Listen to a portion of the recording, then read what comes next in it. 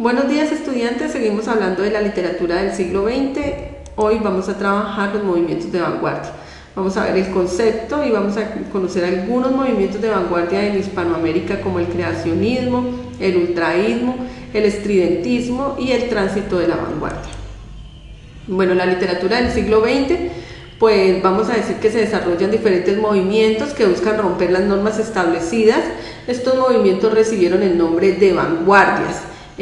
Habían surgido en Europa hacia finales del siglo XIX, iniciaron con el simbolismo y se fortalecieron en el siglo XX.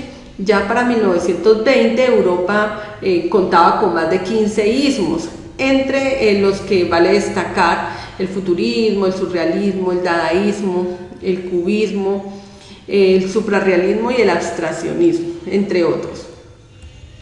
Estos movimientos tienen unas características que van a compartir. Entre ellos pues van a predicar principalmente la autonomía, ser antitradicionalistas, querían siempre algo nuevo, querían siempre el cambio, transformaron los géneros literarios y en ocasiones eligieron la fragmentación, aborrecen el sentimiento y la emoción que había sido considerado por otros movimientos anteriores.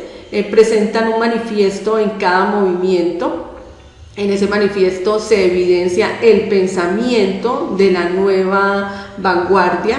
En ese sentido se presentan las características también y quienes van a ser parte de ese movimiento.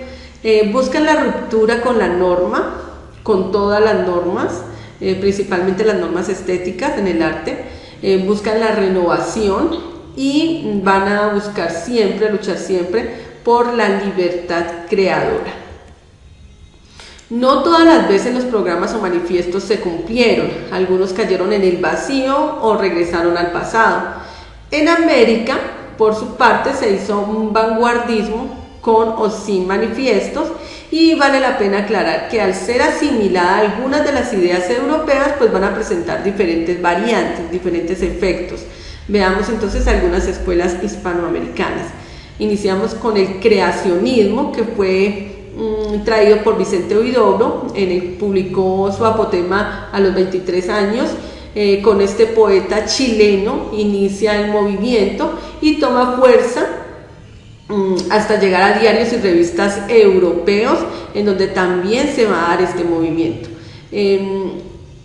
Vicente Huidobro va a definir el poema creacionista de la siguiente manera: es un poema en que cada parte constitutiva y todo conjunto muestra un hecho nuevo, independiente del mundo externo, desligado de cualquier otra realidad que no sea la propia, pues toma su puesto en el mundo como un fenómeno singular.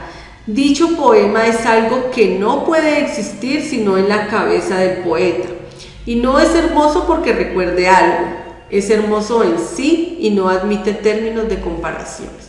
Esa va a ser la descripción del poema creacionista y con el cual va a surgir pues este movimiento.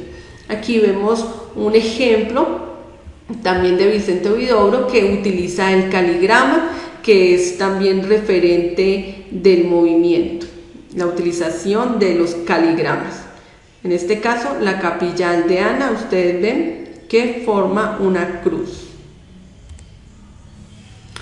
Otro movimiento que encontramos es el ultraísmo. El ultraísmo es un movimiento que fue traído desde España por Jorge Luis Borges a Argentina. Él funda en 1921 la revista Prisma y en ese mismo año publica su artículo denominado Ultraísmo. En él presenta las necesidades de un cambio para la literatura argentina y ataca lo que es el movimiento modernista y critica el sencillismo.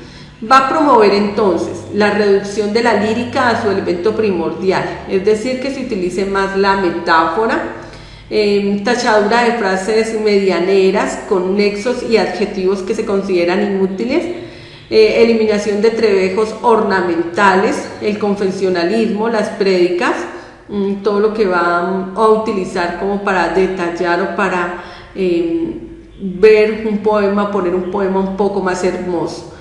Síntesis de dos imágenes en una, ensanchando la facultad de la sugerencia.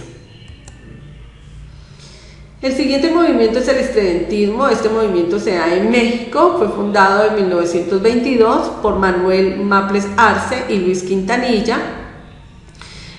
También encontramos otros artistas como pintores, Manuel Alba y Rafael Sala, y el escultor Germán Cueto. El estridentismo vamos a resumirlo de la siguiente manera. Luis Leal lo resume así: se basaron en la realidad inmediata, sin rehuir las luchas sociales de las calles, fábricas, oficinas, abandonaron la rima y la métrica, pusieron la palabra en libertad. No experimentaron con los elementos silábicos porque creían más en el valor semántico que en el fónico. No utilizaron las formas clásicas tradicionales. Sus imágenes fueron dinámicas, estridentes, con predominancia de elementos auditivos, una fragmentación y justaposición de imágenes. Aquí vemos algunas imágenes del movimiento estridentista de México, la revista pues en la cual fue publicado su manifiesto. Por último vamos a hablar del tránsito de la vanguardia, es decir, ya finales del siglo XX. Fueron muchos los poetas de los años 30 que siguieron en el tránsito de la vanguardia, pero vamos a remitirnos a quienes se consideraron las cumbres de ese momento. Encontramos a César Vallejo, Pablo Neruda, Nicolás Guillén y Octavio Paz. Vallejo, pues su obra renovadora, el poeta peruano, nacido en 1892, muestra con claridad la diversidad que brota de la vanguardia. Él no se encajonó en ninguno de los movimientos, no se identificó con ninguno de los movimientos, sin embargo sí presenta algunas características en sus obras que lo presentan como un poeta vanguardista. Va más allá de en cuanto a protagonistas se imaginaron. Hacia finales del siglo XX fue encarcelado, fue acusado de participar en disturbios callejeros. La experiencia se ve reflejada en una de sus obras denominada Trills.